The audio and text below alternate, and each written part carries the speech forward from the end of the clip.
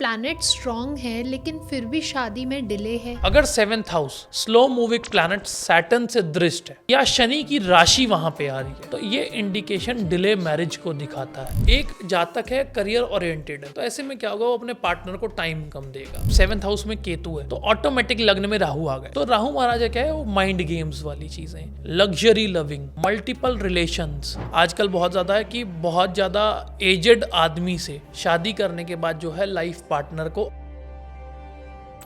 अगर जातक की मैरिज लाइफ के बाद 6th हाउस एक्टिवेट होता है तो ऐसे में एक्स्ट्रा मैरिटल अफेयर हमें देखने को मिलते हैं। जिनका 7th हाउस स्ट्रांग है तो हमेशा अपने पार्टनर से एडवाइस लें। जब आप उस एडवाइस से रिलेटेड अपनी जीवन में कदम उठाएंगे तो ऐसे जातक को सक्सेस जरूर मिलेगी।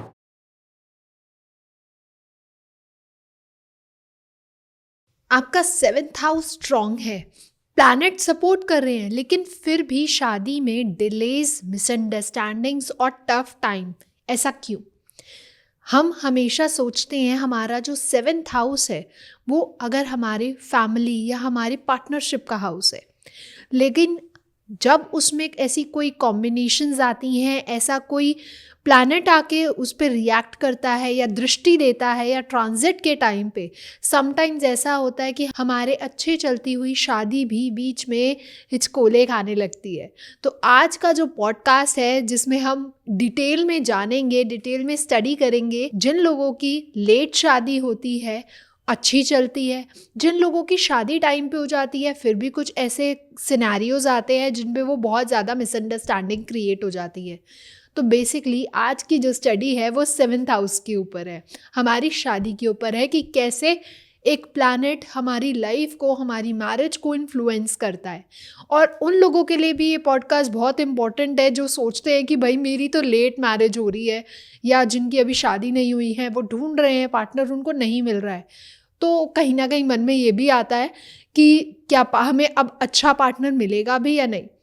तो आज इन्हीं सब के बारे में डिस्कस करने हमारे साथ हैं आचार्य नवीन चतुर्वेदी जी, जो कि एक वैदिक एस्ट्रोलॉजर हैं, वास्तु कंसल्टेंट हैं और भी स्पिरिचुअल साइंसेस के साथ जुड़े हैं। और इन विद्याओं से हमारे आसपास जितने भी लोग हैं जो उनसे गाइडेंस लेते हैं उनकी लाइफ को ट्रांसफॉर्म किया है। तो चलिए सर से ही जानते हैं कि 7th हाउस में क्या क्या राज छुपे हैं। वेलकम सर, कैसे हैं आप? जय सिया राम। बहुत बढ़िया मैम। जय सिया राम। तो सर जब हम 7th हाउस की बात करते हैं वो हम पार्टनरशिप की बात करते हैं, चाहे वो मैरिज हो, चाहे वो हमारा पार्टनरशिप फर्म हो, कंपनी हो। तो क्या दिखाता है ये प्लैनेट? देखिए, पहले हम बात करते हैं 7th हाउस पर्टिकुलर।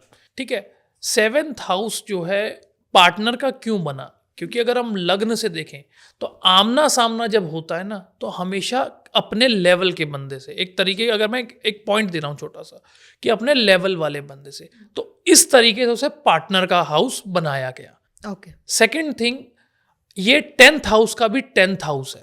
अच्छा। ठीक है, पार्टनरशिप की बॉन्डिंग, व्यवसाय किस तरीके का होगा, किस फील्ड से रिलेटेड होगा, ये 7th हाउस उसका भी भाव है। ठीक है, अब एक चीज और आती है, ये मारक स्थान भी है। अच्छा। क्योंकि ये 8th हाउस का 12th हाउस बनता है, तो इससे क्या होता है, ये मारक स्थान भी बनता है। तो 7th हाउस के पास ये कैरेक्टरिस्टिक्स है। ठीक, अब बात करते हैं पार्टनर के ऊपर, हमारे बराबर या हमारे साथ चलने वाला। 7th हाउस में बात करूं कि एक तरफ सूर्य उच्च के हैं मेष राशि में, उसके ऑपोजिट जो एग्जैक्ट 7th हाउस पे पड़ती है वो मेष राशि पड़ी, वहां पे सूर्य उच्च के हैं। इस तरफ तुला राशि, जहां सूर्य तो नीच के हैं पर वहां शनि उच्च के हैं। अच्छा।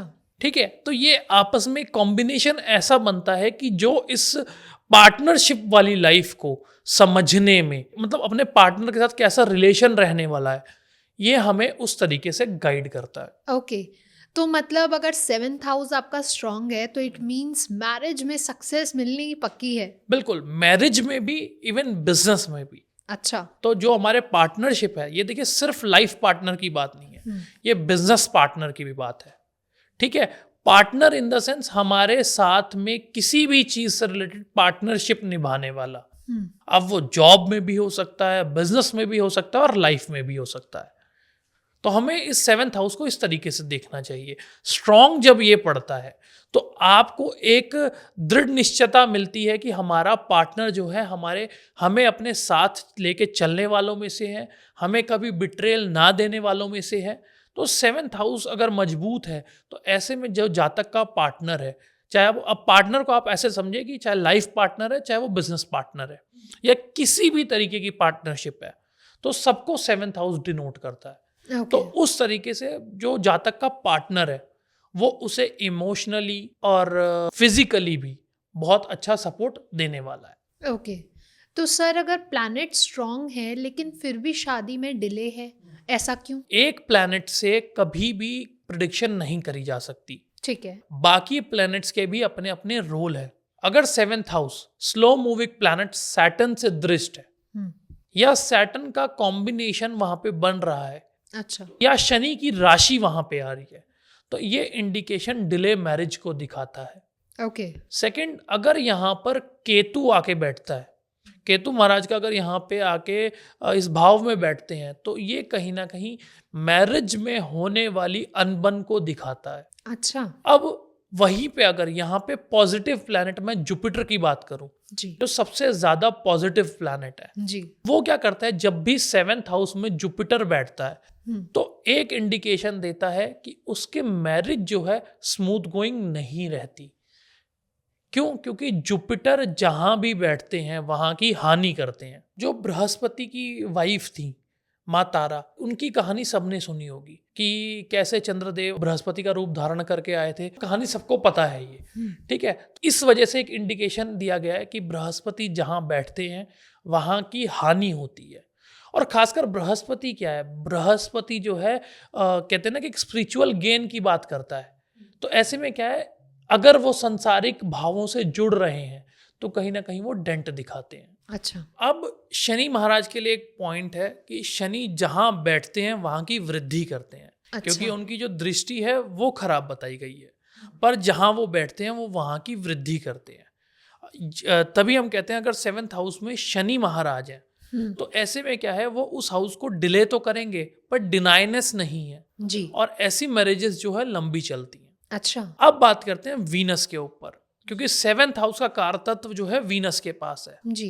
अब वीनस का रोल है, अगर वीनस 7th हाउस में बैठते हैं, एक टर्म हम लोग यूज करते हैं, कारको भाव नाशाए। अच्छा, कारतत्व के भाव में अगर कारक स्वामी बैठ जाए, जैसे कि शादी का कारक जो है वीनस है, ठीक। और वहीं पे शादी का पार्टनरशिप का भाव 7th हाउस है, तो अगर ये दोनों एक जगह पे आके बैठते हैं तो इसमें एक इंडिकेशन है कि ये कारको भाव नाशाय है।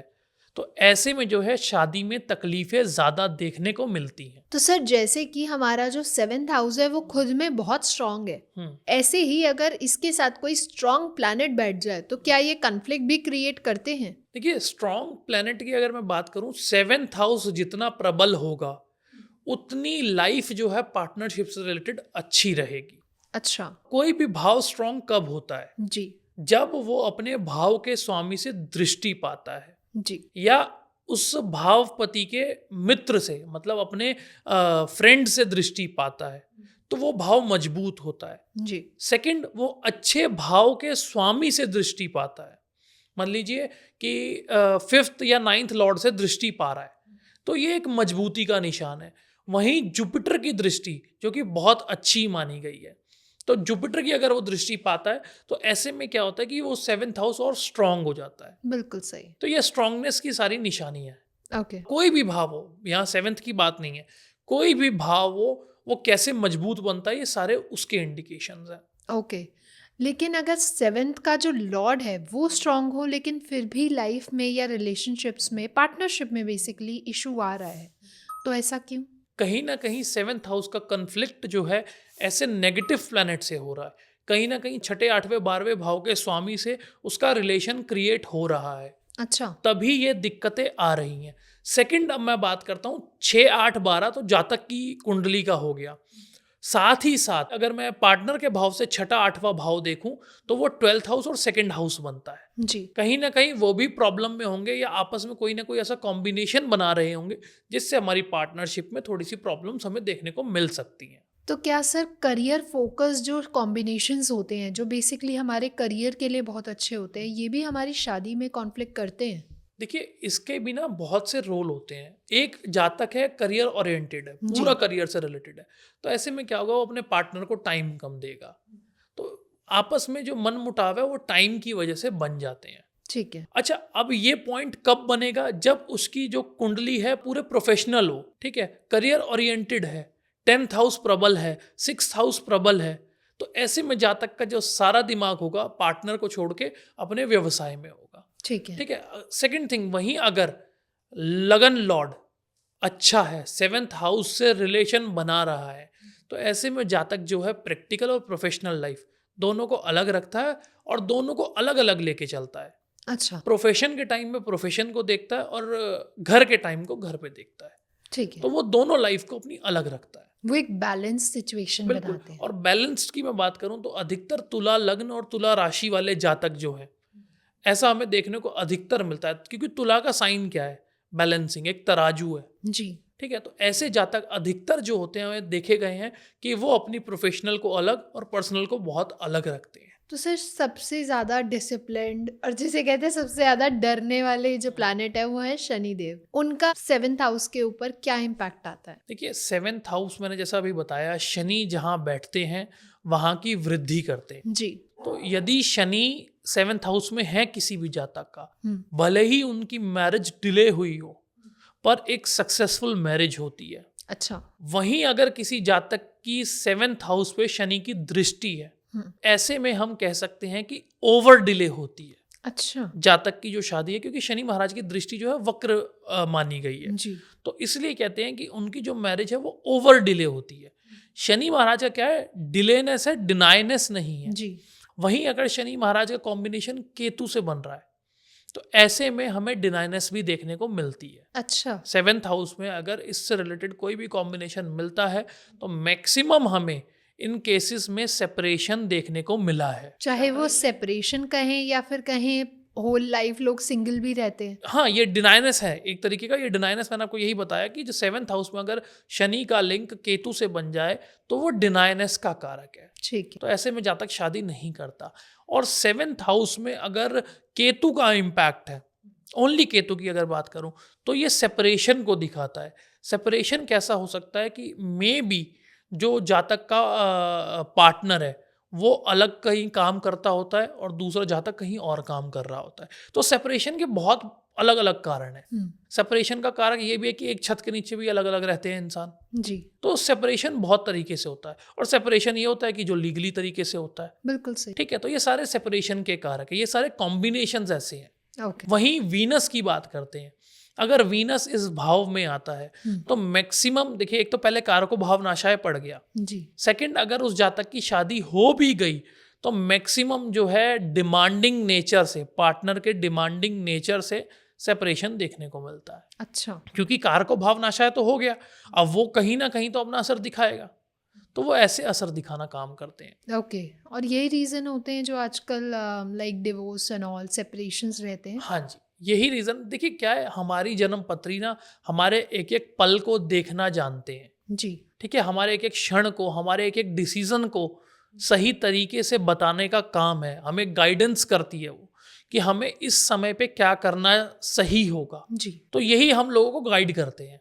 तो इसी गाइडेंस से अगर किसी का भला होता है तो भगवान ऐसा भला सबका होता रहे। हम तो यही कहते हैं ये विद्या सदा सदा के लिए बनती रहे, आगे बहुत से लोग इस विद्या से जुड़े और अपने लाइफ को जितना हो सकता है अच्छा करें। बिल्कुल सही। देखिए इस विद्या की एक खासियत है, हर रिलीजन में इस विद्या को माना जाता है। बिल्कुल सही। चाहे मैं वेस्टर्न की बात करूं, वेस्टर्न लोग भी वेस्टर्न एस्ट्रोलॉजी के थ्रू इसे मानते हैं। ठीक है। हालांकि वैदिक एस्ट्रोलॉजी में काफ़ी और वेस्टर्न में काफ़ी कॉन्फ्लिक्ट्स हैं।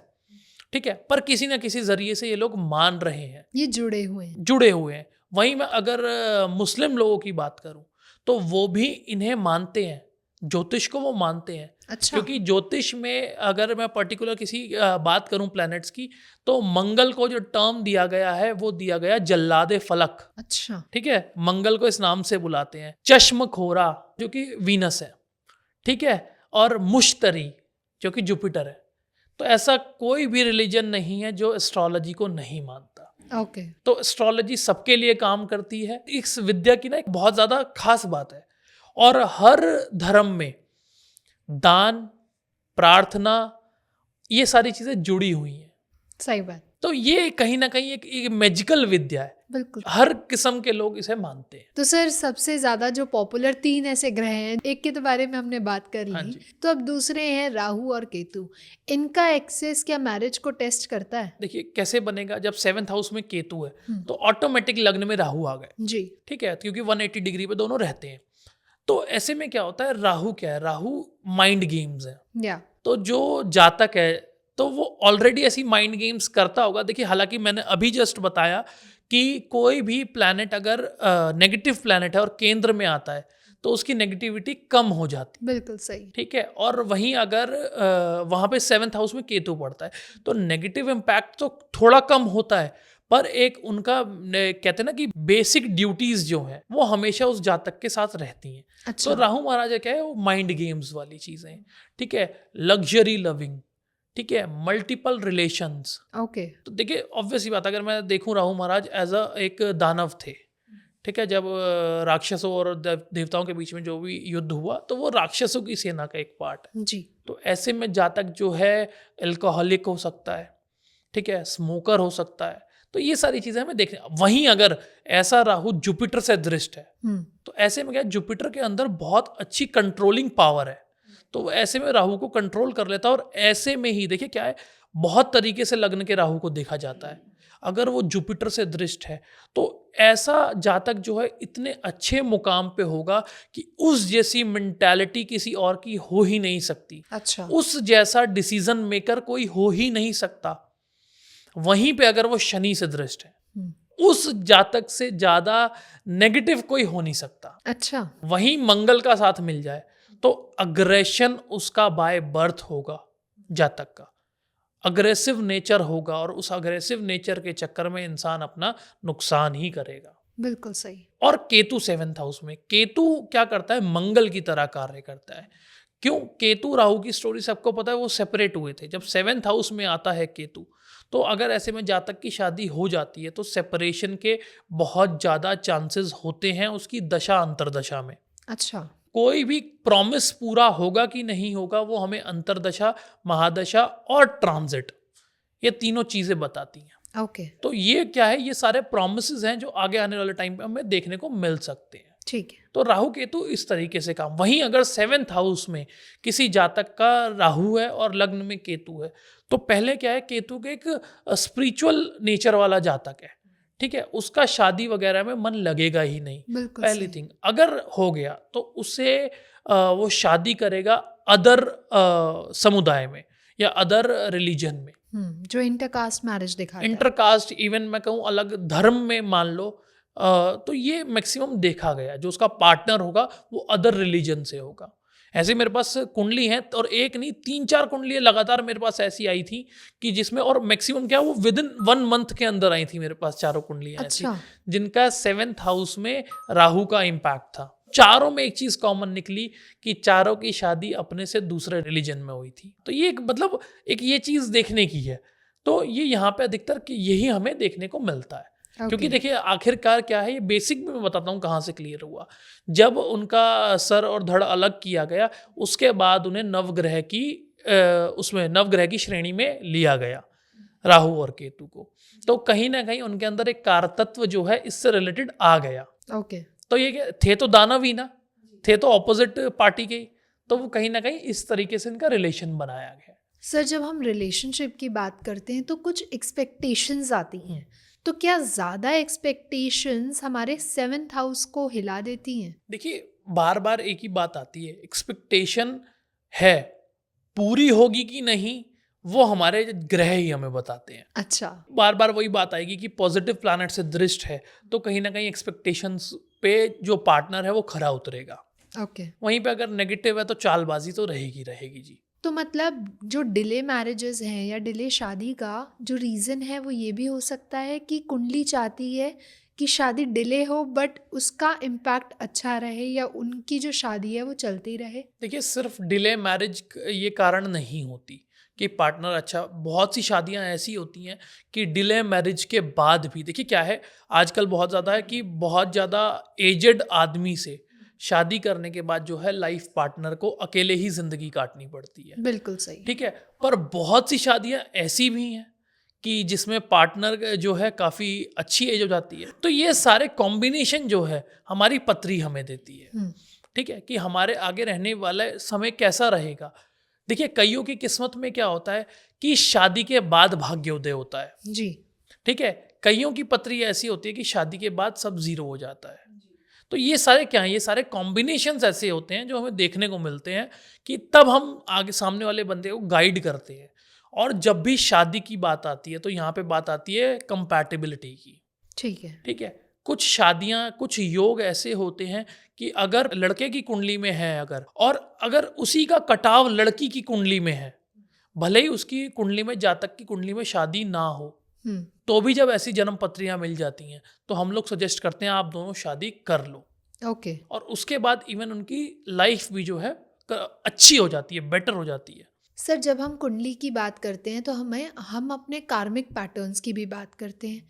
तो क्या कार्मिक पैटर्न्स हमारी मैरिज या उससे रिलेटेड जो कॉम्बिनेशंस हैं उनको इफेक्ट करती है? हर चीज़ हमें इम्पैक्ट करेगी। देखिए, मैरिजेस के भी ना, जो हम वचन पढ़ते हैं, उनके भी कुछ रूल्स हैं। ठीक है, अगर इंसान उस रूल पे चलता है तो एक सक्सेसफुल मैरिज को दिखाता है। अच्छा। वहीं पे अगर मैं बात करूं कार्मिक पैटर्न के से रिलेटेड, तो कहीं ना कहीं उसे डेंट एक ऐसा दिखे। देखिए, ट्रांजिट, अगर मैं ट्रांजिट की बात करता हूँ, दशा की बात करता हूँ, अंतरदशा की बात करता हूँ, वो तभी काम करते हैं जब दशा महादशा में एक्टिव हो कोई भी प्लैनेट। ठीक है।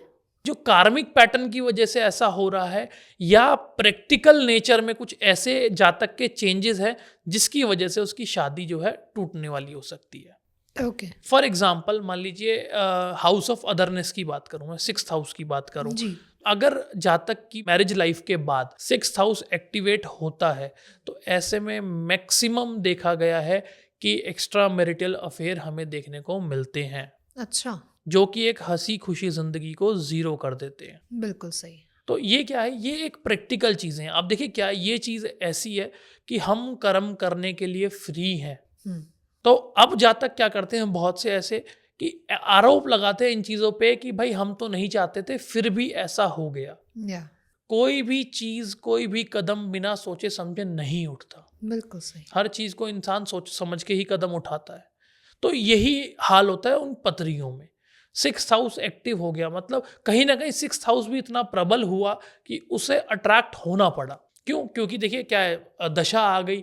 अब किसी ने अच्छी गाइडेंस तो दी नहीं कि इंसान इस समय से कैसे बच सकता है। बिल्कुल। तो किसी ने गाइडेंस दी नहीं, तो वो कुदरती जो रेमेडी उसे मिलनी चाहिए थी वो नहीं मिली, तो वो अदर चीज़ों में पड़ गया।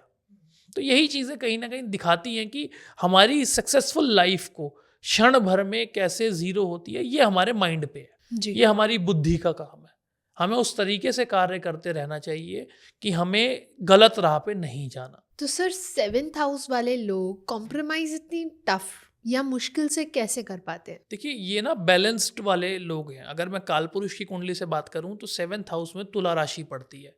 तो ये लोग ना काफ़ी बैलेंसिंग होते हैं, हर चीज़ को नाप तोल के चलने वाले होते हैं। ठीक और है। 7th हाउस का रोल भी यही होता है। अब वही बात आएगी बार बार कि अगर स्ट्रांग है तो वो इंसान बिल्कुल भी कॉम्प्रोमाइजिंग नहीं होगा। अच्छा। हाँ, अगर वही वीक पड़ता है 7th हाउस, या ट्रांजिट में कोई ऐसा प्लेनेट उस भाव को छेड़ रहा है, तो वो इजीली थोड़ा सा कॉम्प्रोमाइजिंग हो जाता है। Okay. देखिए, फॉर एग्जांपल मैं देता हूँ, कई लोगों की लाइफ ऐसी होती है कि जो भले ही रातों रात काम करते हैं पर पार्टनर में आपस में एक अच्छा रिलेशन है। ठीक है, वहीं सेकंड बात ऐसी आती है कि इंसान रात में काम करने की वजह से अपने पार्टनर से नाखुश रहता है। जी। ठीक है, ये लाइक लाइफ कॉम्प्रोमाइजिंग या पार्टनर से कॉम्प्रोमाइज वाला बात आ गई। जी। शुभ प्लैनेट से दृष्ट है, तो ऐसे में जो पार्टनर है इन कॉम्प्रोमाइजिंग को झेल लेता है।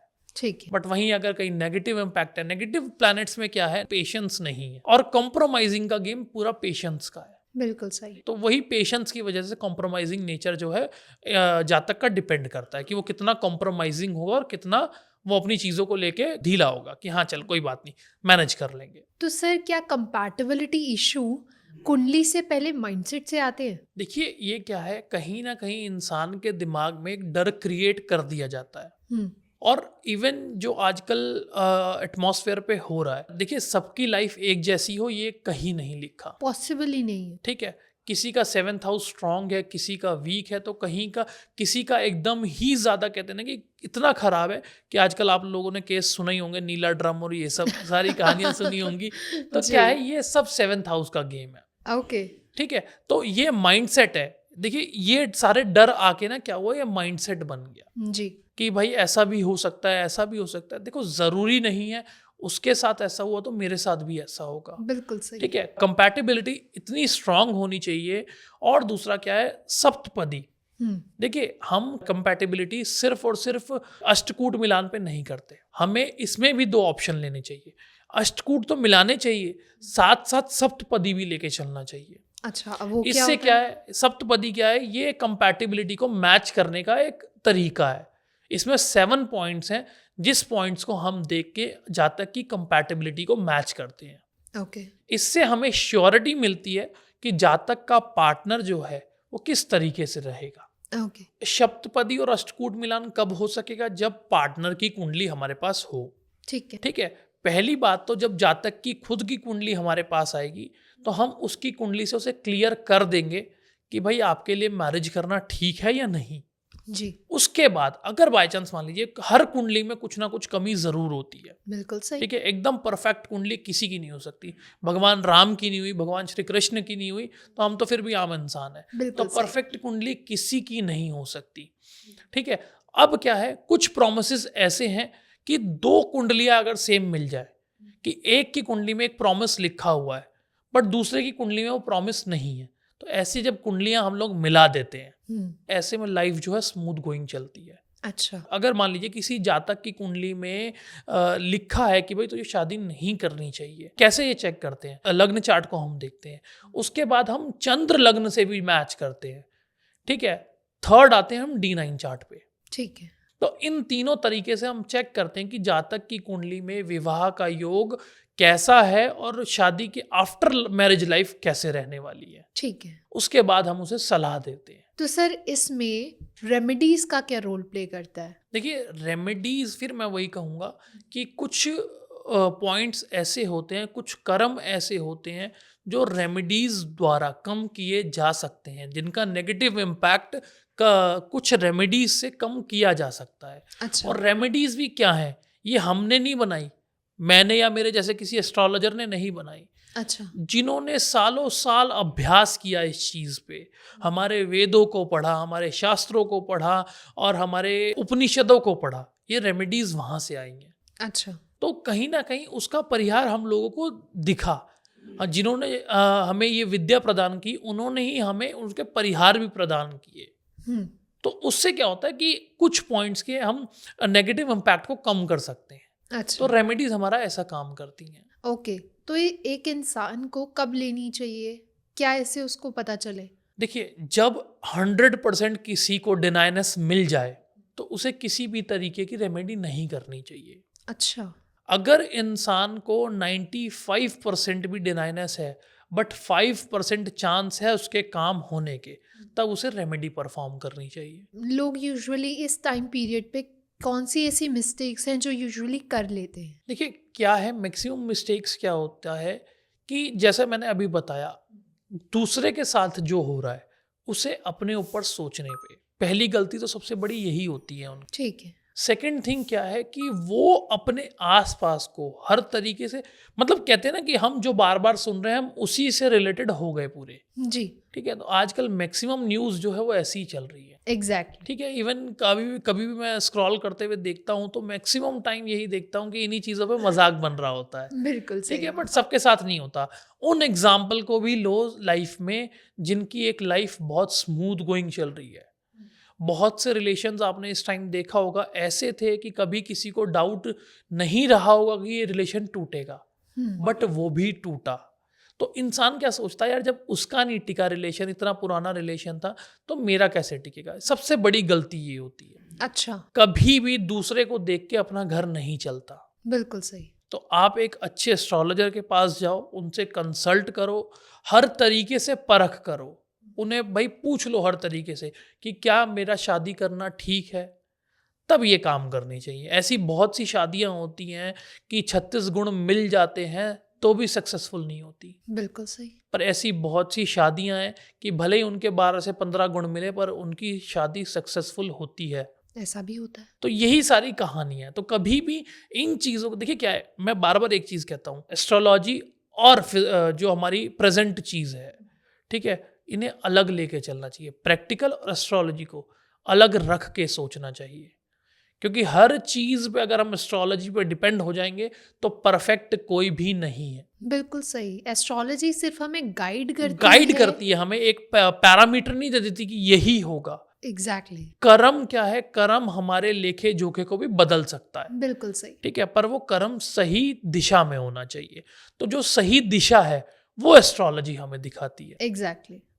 तो सर बहुत मज़ा आया आज आपसे बात करके। तो जाते जाते आपकी इन लोगों के लिए जिनका स्ट्रॉन्ग 7th हाउस रहता है लेकिन फिर भी ऐसी मिसकंसेप्शंस हैं, बहुत सारे ऐसे ऐसे पैरामीटर्स हैं जिनको लेके वो कंफ्यूज्ड रहते हैं, डाउट में रहते हैं, उन लोगों के लिए एक पावरफुल एडवाइस क्या होगी आपकी? देखिए, एडवाइस मैं यही कहूँगा, जिनका 7th हाउस स्ट्रांग है तो हमेशा अपने पार्टनर से एडवाइस लें। ऐसे में क्या होता है, देखिए 7th हाउस हुआ आपके पार्टनर का लग्न भाव। जी। ठीक है, जब वो स्ट्रांग है ना तो वो एक अच्छा एडवाइस करेगा। जब आप उस एडवाइस से रिलेटेड अपनी जीवन में कदम उठाएंगे तो ऐसे जातक को सक्सेस ज़रूर मिलेगी। ओके। चाहे वो मैरिज रिलेटेड हो, चाहे वो बिजनेस रिलेटेड हो, चाहे वो किसी भी चीज़ से रिलेटेड हो या कोई भी डिसीजन हो, तो ऐसे में उस जातक को जो है एक बेनिफिट मिलेगा। Okay, thank you so much sir. बहुत मज़ा आया आज आपसे बात करके और बहुत कुछ हमने जाना 7th हाउस के बारे में, और ऐसे ही हम और भी स्पिरिचुअल साइंसेस के सीक्रेट्स के बारे में आपसे डिस्कस करेंगे और उनके हिडन सीक्रेट्स को और एक्सप्लोर करेंगे। एंड आप लोगों के लिए भी थैंक यू सो मच, आपने हमें देखा, हमें पसंद किया। अगर आज का पॉडकास्ट भी अगर आपको पसंद आया हो तो do not forget to like, share, comment and subscribe the channel. And अगर अभी भी आपके कोई क्वेश्चंस रह गए हैं या कोई आप सजेस्ट करना चाहते हैं कि आगे हम आने वाले पॉडकास्ट सीरीज़ में इन्हें इंक्लूड करें, तो आप हमें कमेंट सेक्शन में बता सकते हैं ताकि आगे आने वाले में उन्हें ज़रूर कंसिडर किया जाए। तब तक के लिए स्टे हैप्पी, स्टे सेफ। जय सिया राम। जय सिया राम। जय सिया राम।